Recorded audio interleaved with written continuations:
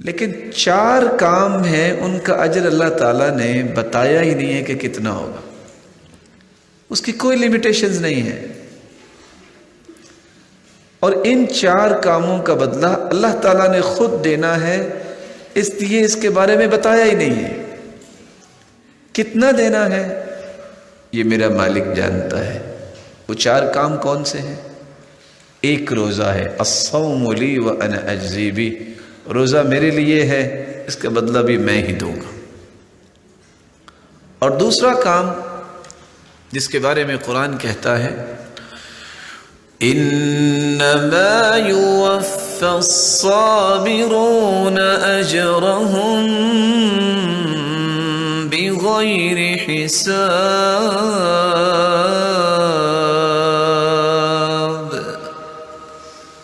جو صبر کرتا ہے اسے بھی بغیر حساب کے ہی اللہ اجر دیں گے، اس کا حساب کوئی نہیں۔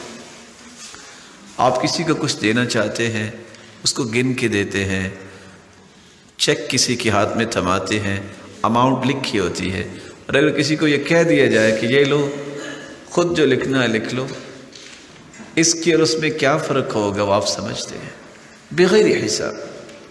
اور تیسرا عمل جس پہ اللہ تعالیٰ بغیر حساب کے، کوئی لیمیٹیشنز نہیں اللہ تعالیٰ کے انعامات کی، جیسے اس کی شان و عظمت بہت ہے اس کا انعام بھی بہت ہے۔ وہ تیسرا عمل کون سا ہے؟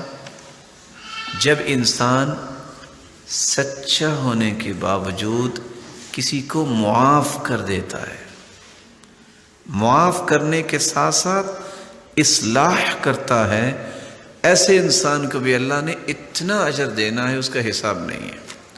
قرآن مجید میں اللہ عز و جلال فرماتے ہیں فَمَنْ عَفَا وَأَصْلَحَ فَأَجْرُهُ عَلَى اللَّهِ،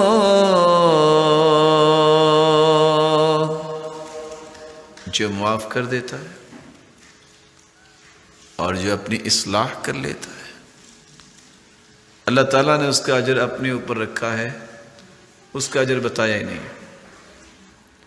چوتھا عمل جس کا رب تعالیٰ نے بے حساب اجر دینا ہے، جس کو آج ہم پسند نہیں کرتے، وہ کون سا عمل ہے؟ جب بھی کوئی گالی دے دے، وہ میرے اور آپ کے بارے میں کوئی بری بات کر دے تو ہم کبیدہ خاطر ہو جاتے ہیں، اچھا اس نے یہ کہا تو کہا کیوں؟ ارے بھائی، یہ تو وہ عمل ہے اگر آپ نے برداشت کر لیا، لوگوں کے تانے، لوگوں کی باتیں اور لوگوں کی تنقید، اگر آپ سچے ہیں تو آپ کو کوئی پریشانی نہیں ہونی چاہیے۔ پریشانی تو اس کو ہوتی ہے کہ جس کے اندر 3 صفات نہیں ہیں، یا تو اس نے کوئی جرم کیا، یا اس نے دین کو نہیں سمجھا، یا یہ ہے کہ وہ جانتے نہیں ہیں کہ اس پریشانی کو چھوڑ کر رب پہ توکل کرنے سے اور برداشت کرنے سے اجر مجھے کتنا ملے گا۔ لیڈر لوگ تو ایسا کام نہیں کرتے۔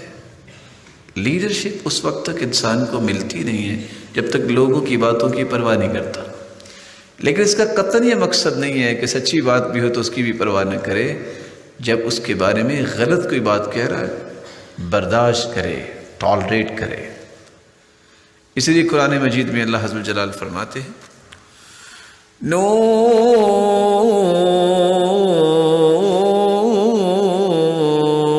والقلم وما يسطرون ما أنت بنعمة ربك بمجنون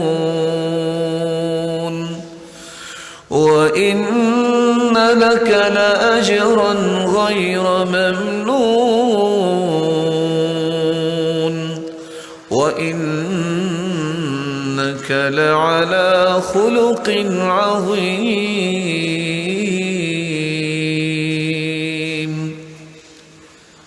اللہ تعالیٰ نے قسم اٹھائی ہے قلم کی، اور قسم اٹھائی ہے اس قلم سے جو کچھ فرشتے لکھتے ہیں قرآن کی، اپنی کلام کی۔